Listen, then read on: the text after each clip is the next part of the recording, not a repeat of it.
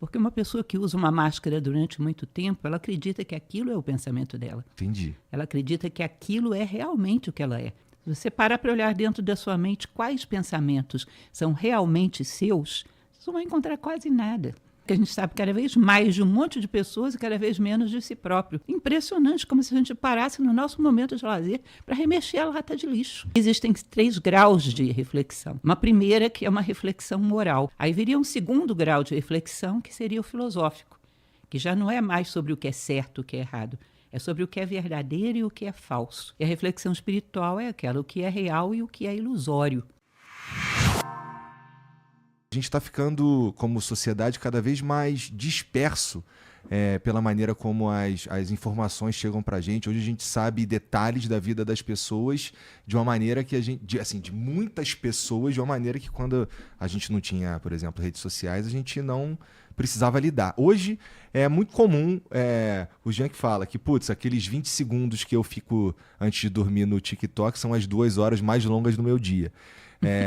Significa que a gente acaba, e eu vou chamar de perde mesmo, a gente perde bastante tempo com as coisas mais, sei lá, superficiais, eu diria, assim, sabe? A gente tem muita coisa, muitos inputs o tempo inteiro no nosso cérebro alimentando a gente de coisas que a gente talvez nem queira, mas que talvez seja um dos principais desafios hoje para a gente perceber que a gente devia estar talvez procurando uma sabedoria. Ou não?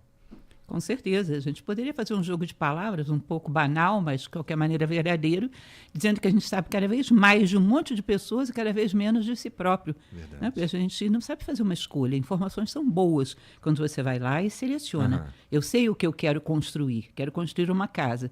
Então, eu entro no mercado, seleciono tijolos, seleciono cimento, seleciono areia, aquilo que é necessário para o que eu vou construir. Agora, se eu não quero construir nada, eu entro no mercado e saio comprando qualquer bobagem. Uhum. Aquilo que aparece como mais barato e entulho a minha casa com coisas desnecessárias. Quando o ser humano não quer construir a si próprio, que é a principal missão da vida, ele não sabe selecionar os materiais que a vida oferece. Então, consome um monte de coisa que só absorve tempo e não serve para nada quando não ocorre o fato de contaminar a sua mente com coisas altamente desnecessárias. O que, por exemplo? Esses dias eu ouvi uma pessoa comentando comigo que existe uma série na Netflix contando a vida dos grandes criminosos da história. Você já imaginou você sentar com a sua família na frente de uma televisão para ver os detalhes da psique de um serial killer e tudo que ele fez com as vítimas? Você não acha isso um negócio meio louco, meio mórbido? É como se As a gente pessoas parasse... gostam muito disso. Impressionante, como se a gente parasse no nosso momento de lazer para remexer a lata de lixo. Aí eu acho uma loucura. Uhum. São coisas que definitivamente não fazem bem. Nem para nós, nem para os nossos filhos, definitivamente não fazem bem. Tá? E nós não temos critério, porque não queremos construir nada. Quando queremos construir alguma coisa, temos um critério, temos discernimento, sabemos selecionar. Uhum. Isso quer dizer que a gente não é que a gente não pensa, não é que a gente não dispõe de atenção para coisas que a gente intencionalmente quer saber, mas tem a ver com pensar é diferente de pensar com qualidade, um pensar bem feito. Você acha que existe um pensar bem feito que a gente devia perseguir? Na verdade, eu acho que existe um pensar e um não pensar, porque quando nós vivemos como receptores de informações que a gente não julga, não elabora, não escolhe, você está sendo pensado. Se você parar para olhar dentro da sua mente quais pensamentos são realmente seus, você não vai encontrar quase nada. Do ponto de vista da filosofia, a gente trabalha muito sobre a reflexão, a necessidade da reflexão. É um momento histórico que a gente fala muito da meditação, que é boa, mas não falamos da reflexão. Para a filosofia, existem 3 graus de reflexão. Uma primeira, que é uma reflexão moral. É você parar para pensar, segundo o teu próprio critério, o que é certo e o que é errado. Não é aquilo que a sociedade manda, segundo o teu critério. O que é certo, o que é errado, o que é honesto, o que é desonesto, segundo um padrão moral, um padrão de valores teu. Examinar o mundo à tua volta com esse critério.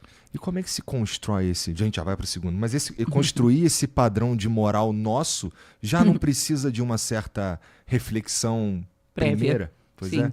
A reflexão prévia, primeira que eu diria, é a construção de uma identidade, que eu coloco isso de uma maneira bastante simples. Tenta imaginar o ser humano que você quer ser. nos últimos momentos da tua vida, nos últimos dias, meses. Esse ser humano é a obra-prima da tua vida, concorda comigo? Sim. Você imagina com todos os detalhes como você quer que seja esse ser humano. Que virtudes você quer que ele tenha, que valores, que nível de sabedoria, o que ele quer ter feito pelo mundo, pelo outro, por si próprio. Quando olhar para trás, que jornada, que trajetória quer ter deixado no mundo, imagina esse ser humano. Esse ser humano é a tua meta, é o teu ideal. A partir daí, as coisas que levam nessa direção são boas, que levam na direção contrária são más, que levam na direção são íntegras, são verdadeiras, as que levam na direção contrária são falsas. Porque sem referencial, como é que eu vou julgar se uma coisa é verdadeira ou falsa, boa ou má? Uhum. Se eu perguntar para você qual é a estrada certa, a primeira coisa que você vai me perguntar é onde você quer chegar. Quem não quer chegar em lugar nenhum, o que é o certo, o que é o errado? O que é o verdadeiro e o que é o falso?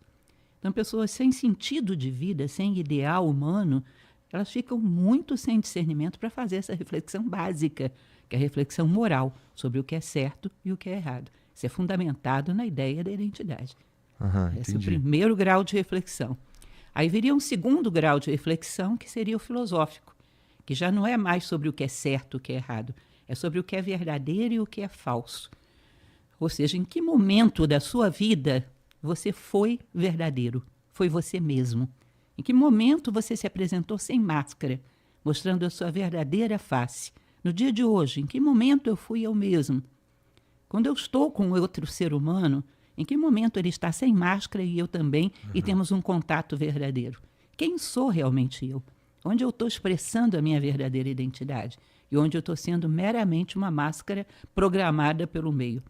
Tá? Essa é uma reflexão importantíssima, né? Essa daí talvez seja, bom, pelo menos, bom, a gente ainda tem a terceira, mas essa parte é onde eu costumo ancorar, isso eu estou falando, bom, esse é o Igor de 40 anos falando, tento ancorar a minha existência. Então, assim, eu faço um grande esforço para ser o máximo possível de eu mesmo, porque hoje em dia nem é mais muito esforço não, para ser sincero.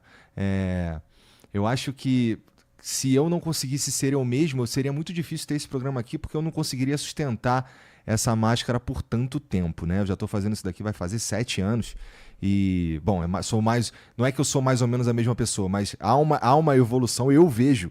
Eu me assistindo de alguns programas antigos, eu tenho vergonha do que eu estava falando ali, mas não é porque eu não acredito que eu estava sendo falso ou qualquer coisa, só que eu percebo o quanto que eu mudei e o quanto que as pessoas que passaram por aqui deixaram coisas em mim, no fim das contas, porque, sei lá, eu acabo sendo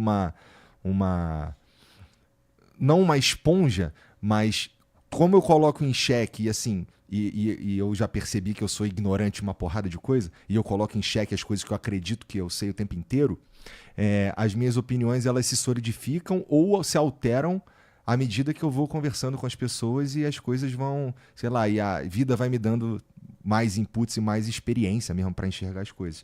Então, usar uma máscara no dia a dia, para mim, seria muito mais esforço do que ser eu mesmo. Acaba sendo, pelo menos no meu trabalho, uma coisa assim mais suave, mais fácil, eu diria.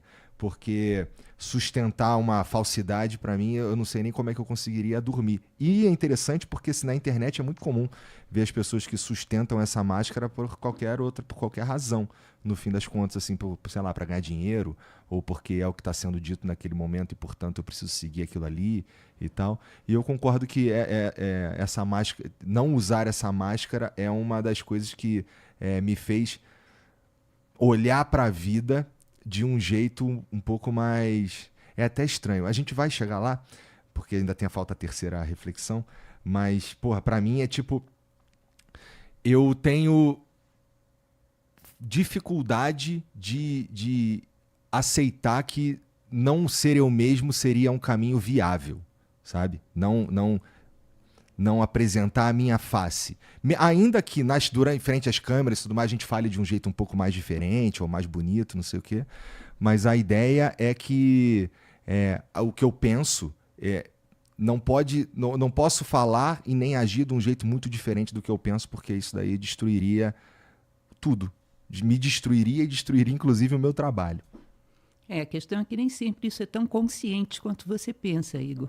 Porque uma pessoa que usa uma máscara durante muito tempo, ela acredita que aquilo é o pensamento dela. Entendi. Ela acredita que aquilo é realmente o que ela é. Não existe uma intencionalidade de se mascarar.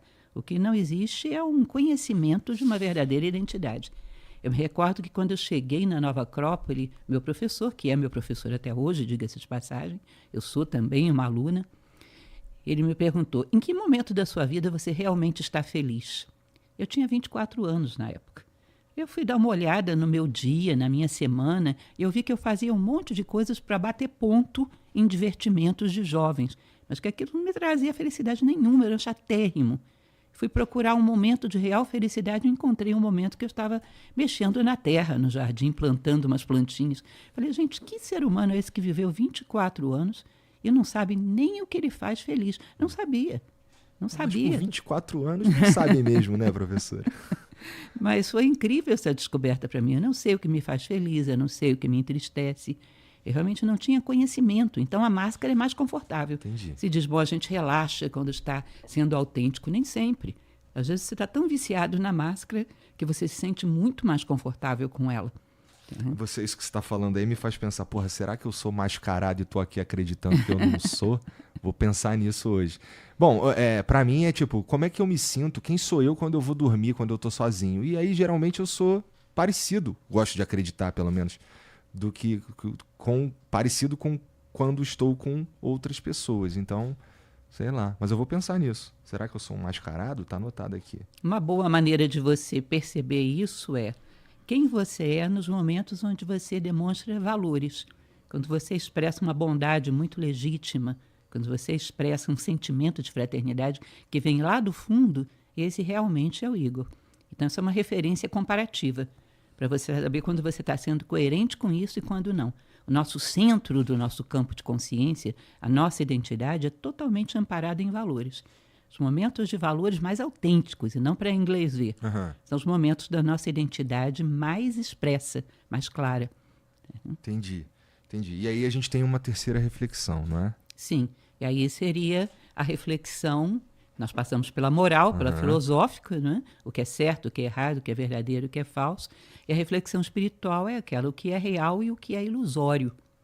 Então você começa a perceber que as coisas todas que são passageiras, elas têm uma finalidade, elas te ensinam, elas te passam uma série de impressões, mas não são muito consistentes para você amparar a sua vida nelas. Você teria que buscar alguma coisa real, alguma coisa mais permanente, mais fixa. Aí você chega exatamente nos valores, porque os valores universais existiriam ainda que os homens não existissem.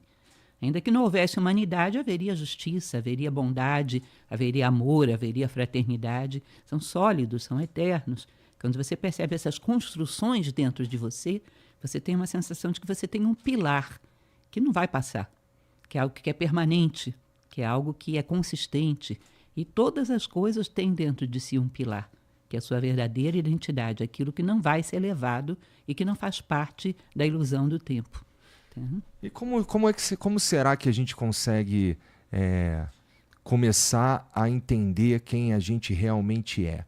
Porque, bom, da última vez que você veio aqui, você estava contando do Sócrates, acho que era o Sócrates que tinha a mãe do Sócrates, que é parteira e tudo mais, e que não dá para dar luz a um bebê de uma mãe que não está grávida, né? Mas como assim, existe... O que será que desperta isso no fim das contas?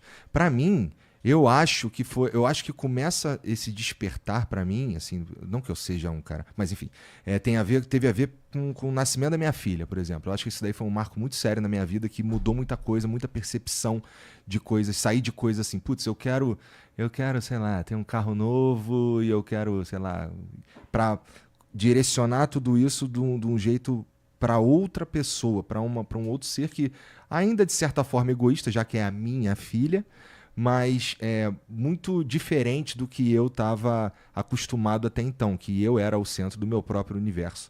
Isso muda radicalmente quando você se torna pai ou mãe, eu imagino. Mas assim, será que a gente tem algum um gatilho universal para que a gente comece a prestar atenção nessas coisas, já que existe uma verdade ou uma justiça ou um amor universal? Será esse gatilho também? Se existisse, seria bem mais fácil, né? Putz. Bastaria ativar o gatilho da humanidade inteira, mas não há. O que é gatilho para você pode não ser para outra pessoa. Muitas pessoas têm filhos e continuam extremamente alienadas como sempre foram. Uma vez eu conheci algumas pessoas que estavam numa experiência de quase morte. Um grupo de pessoas doentes paliativos. Tá.